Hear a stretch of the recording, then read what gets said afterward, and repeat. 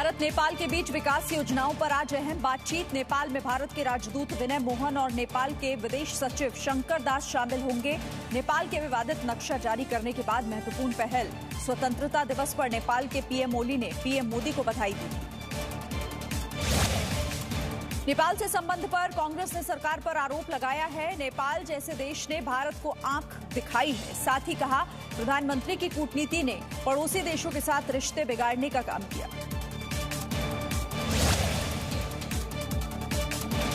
राहुल गांधी ने बीजेपी और आरएसएस पर सोशल मीडिया के जरिए नफरत फैलाने का आरोप लगाया। अमेरिका के एक अखबार में छपी खबर का हवाला दिया।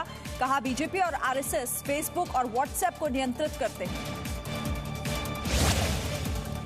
कांग्रेस का आरोप, फेसबुक इंडिया की पब्लिक पॉलिसी डायरेक्टर अनखी दास जेएनयू में एबीवीपी के अध्यक्ष रह चुकी हैं। मामले की संयुक्त संसदीय समिति से जांच कराने की मांग है। कांग्रेस के आरोप पर केंद्रीय मंत्री रविशंकर प्रसाद का पलटवार। ट्विटर पर लिखा, आंकड़ों को हथियार बनाने के लिए कैम्ब्रिज एनालिटिका और फेसबुक के साथ गठजोड़ करते रंगे हाथ पकड़े गए। अब हमसे सवाल पूछ रहे हैं। संसद का मानसून सत्र अगस्त के आखिरी या सितंबर के पहले सप्ताह में शुरू हो सकता है। कोरोना वायरस की वजह से हो रही है देरी। सत्र के लिए तैयारियां जारी, अभी तारीख का ऐलान नहीं। बहुमत साबित करने के बाद राजस्थान कांग्रेस में बड़ा फेरबदल। कांग्रेस नेता अजय माकन को प्रभारी सचिव बनाया गया। सचिन पायलट के उठाए मुद्दों पर 3 सदस्यीय समिति में अहमद पटेल, केसी वेणुगोपाल और अजय माकन शामिल। पश्चिम बंगाल के राज्यपाल जगदीप धनखड़ और मुख्यमंत्री ममता बनर्जी के बीच फिर तनातनी। राज्यपाल जगदीप धनखड़ का आरोप, राजभवन की निगरानी करवा रही है ममता सरकार। 15 अगस्त की चाय पार्टी में ममता के शामिल नहीं होने पर भी नाराजगी। उत्तर प्रदेश सरकार के कैबिनेट मंत्री चेतन चौहान के निधन पर शोक संदेश का दौर जारी। योगी सरकार ने एक दिन के राजकीय शोक की घोषणा की। यूपी में आज कोई सरकारी समारोह। प्रधानमंत्री नरेंद्र मोदी ने चेतन चौहान को श्रद्धांजलि दी। कहा, वो बेहतरीन क्रिकेटर और मेहनती नेता थे। कल चेतन चौहान के निधन पर यूपी के मुख्यमंत्री योगी आदित्यनाथ ने भी दुख जताया। यूपी सरकार में मंत्री चौहान का कोरोना से निधन। विधानसभा चुनाव से पहले बिहार सियासत में फेरबदल। सीएम नीतीश कुमार ने अपने मंत्री श्याम रजक को पार्टी से निकाला। श्याम रजक पर पार्टी विरोधी गतिविधि में शामिल होने का आरोप। जेडीयू से निकाले गए श्याम रजक आज लालू यादव की पार्टी में शामिल हो सकते हैं। कहा, जेडीयू में कोई पूछ नहीं रह गई थी। कई बार मनाने की भी कोशिश की गई। आरजेडी और कांग्रेस ने कहा, श्याम रजक से बुरा बर्ताव किया गया।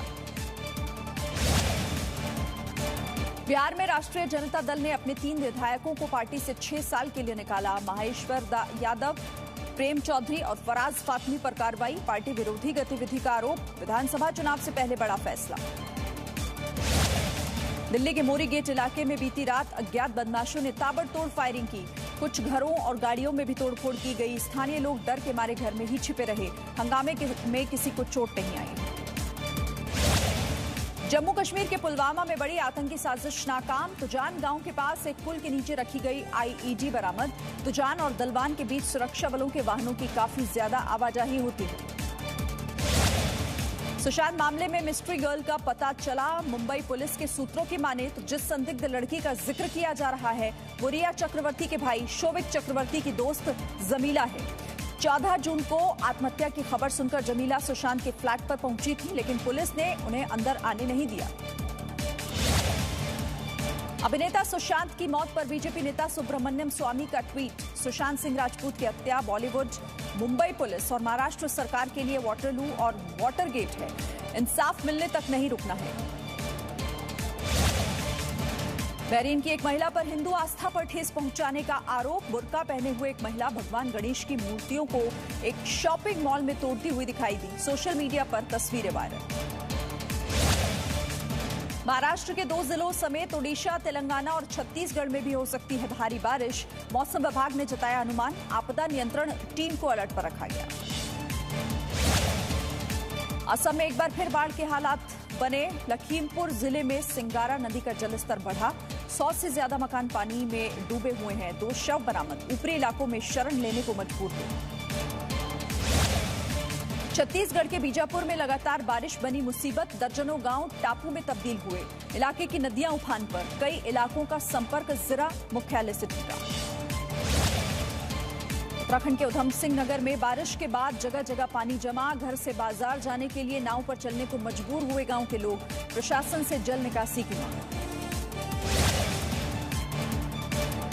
जयपुर में राजस्थान सरकार के दफ्तर के अंदर 5 फीट पानी भरा, कई पुराने और अहम रिकॉर्ड भीगकर खराब, कीमती पेंटिंग और दूसरे सामान भी बर्बाद हुए। कई दस्तावेजों का नहीं हुआ था डिजिटलाइजेशन। देश में कोरोना से जुड़ी राहत भरी खबर, संक्रमण से मौत की दर घटकर 1.93% हुई। वहीं मरीजों के ठीक होने की दर करीब 72%। भारत में कोरोना से अभी मौत की दर दुनिया में सबसे कम। देश में बीते 24 घंटों के दौरान कोरोना के 63,000 से ज्यादा नए मामले, 944 लोगों की मौत। भारत में अब तक कोरोना संक्रमण से 18,62,258 मरीज ठीक हो चुके हैं।